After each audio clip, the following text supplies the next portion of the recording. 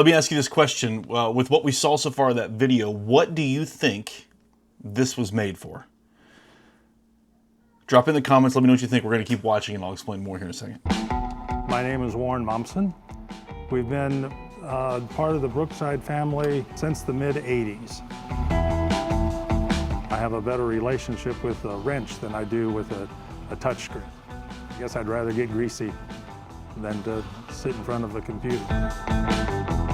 Okay, so that kind of gave it away, but this was for one of my clients, Brookside Church, when we were going through a capital campaign to raise money to build an auto center. And one of the big themes with this was it's going to attract new volunteers who wouldn't sit in front of a screen, wouldn't run a soundboard, wouldn't do something else, but totally would fit this bill of auto work.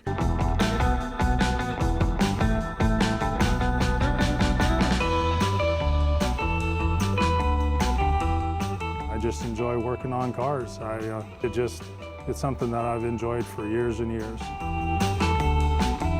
When I learned about the oil change days, it sounded like something I would really enjoy doing. So believe it or not, this was part of the package for a $3 million capital campaign, 3 million plus actually. And what we wanted to do is we wanted to come along with real human stories to capture who would be impacted by this campaign. And one of the things they did leading up to this was live in-person oil change days, and they did that because it would help build up a base of volunteers who could serve later on in the thing. And it also gave us a chance to create some content that would help show people who would maybe give to this initiative why they should give to it. And so you'll notice, it's not the typical heartfelt, pull on your heartstrings thing that you might see in a nonprofit capital campaign. That was on purpose. We wanted to capture a real human story with what fit the story.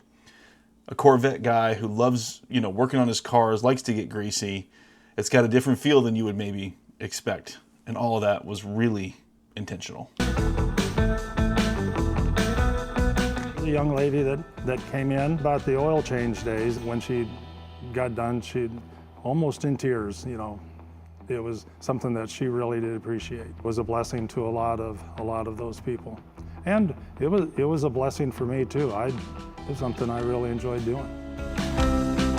See, so there we have it. So now we've been in the garage with Warren, and then we make this change to where he went to the oil change day. He interacted with somebody who came to get an oil change, and it impacted them, yes, but also it impacted him. So now we're invested. Now we're with Warren. We want to know more about him, and he's shown that he's, a real person. He's been affected by this, and we're affected by it now too with him.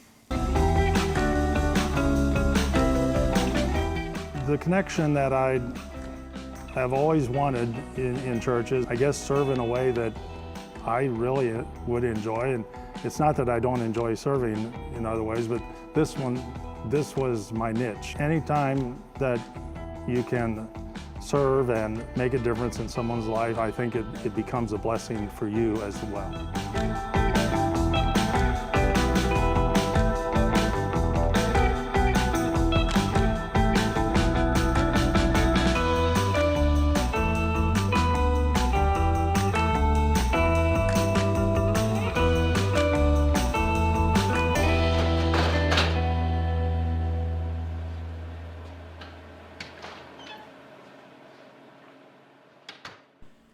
Yeah, I just really enjoyed making this story, for a meaningful impact that it was going to be used for, but also just trying to craft it in a way that felt like you were walking into the garage with Warren, and you were, working on the car, you were in the engine with him, but then you were also sitting across from him and hearing how this has impacted him and how, man, I should be a part of what he's doing.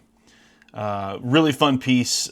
This is the kind of stuff your business, your church, your organization needs to be doing. Find the people who are impacted by your product, by your mission, and tell their story in a creative way that will draw people in and help them be a part and see how they can be a part of your story. I've got story clarity calls ready for you. I want to talk with you about how your church, your business, your organization can do stuff like this to help draw people into what you're doing and stop just making content, start making stories that actually convert, stories that actually help people feel who you are.